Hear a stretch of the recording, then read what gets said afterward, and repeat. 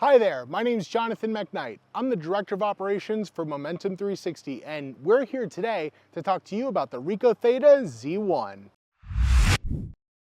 The Ricoh Theta Z1 is easily one of my most favorite virtual tour cameras, and this demo that I have in my hand is unfortunately defunct. I dropped it on a job that I was doing for a very large tour. Luckily, I had a second one in my kit, which is something I would always recommend you do when you're on virtual tour jobs. Have multiple virtual tour cameras. It's really inconvenient for the client if you have to stop because your camera dropped. My own stupid fault, but you want to make sure you have a backup. And at only $1,100 new, these really aren't steep investments to getting into the virtual tour game.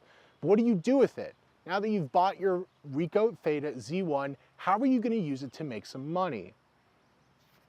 One of the first things that I would recommend you do is you start helping businesses get onto Google. It's one of the easiest and quickest ways you can get a relative establishment of who you are and what you can do with virtual tours. Using it natively to get pictures very quickly, or you're using plugins like the dual fisheye plugin to get crisp bracketed shots. Or alternatively, you may be using it to make a Matterport virtual tour. They can also capture 360 video. Not great, but technically. Either way, the Ricoh Theta Z1 is a really solid entry point for those who are looking to get into virtual tours or make their own. Now, they can be a little tricky to use at first, which is why you're going to want to watch as many YouTube tutorials and other examples that you possibly can. You're going to want to inhale as much about virtual tours as you could possibly stand to take in any one sitting. It's important to note that your skills and abilities with the Ricoh Theta Z1 are largely going to depend on your education around how to use the camera itself. Ricoh Theta doesn't really do a lot to hold your hand through the process. It really counts on you to do a lot of the homework and research that's required to make sure that you're creating educational, sustainable, and profitable virtual tours. Really, when it comes to using a Z1, the best thing you can do is to get one or get your hands on one and go out there and use it. Go find a park, go take pictures of your house, go do something and experiment with it. Experiment with the different features, experiment with the plugins. Do what you need to do to understand the camera as best as you can. The cameras themselves can be sensitive. It's going to be worthwhile to invest in a case or any other type of protective covering. It's also worthwhile to know that jolting them can really affect the cameras themselves.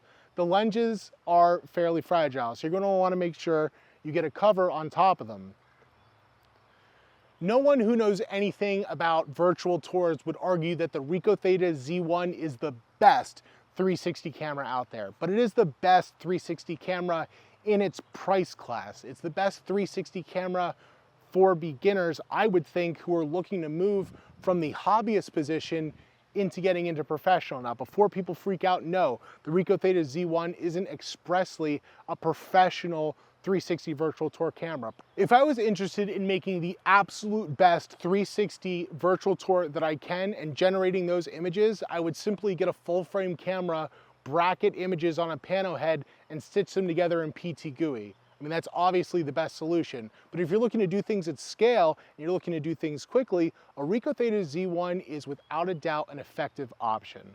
Ricoh Theta recently came out with a new 360 camera, the Ricoh Theta X. It has a lot of things to be admired that we were looking for in the Z1, not to forget the removable battery and other higher specs. But the X comes in at a lower price point. Some would argue that it has less versatility when it comes to virtual tours. If you're going to buy one used, make sure you get one from an established seller, like whenever you're buying used camera gear.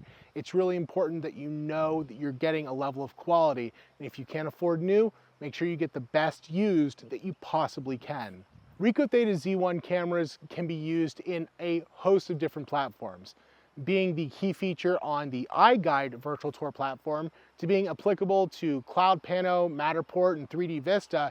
The Ricoh Theta Z1 is, generally speaking, an adequate and common sense investment for anyone who's looking to get into virtual tours or up their virtual tour game. While no, it's not the best camera you can use to make 360 virtual tours, you are definitely going to be able to land some small to medium-sized retainer clients and one-offs. and you're definitely going to be able to get your foot in the door, which is important when it comes to virtual tours. The industry is going to triple in size by 2030. Now is the time to get in while you can. My name is Jonathan McKnight. I'm the Director of Operations for Momentum 360. Thank you for your time. We'll see you on the next one.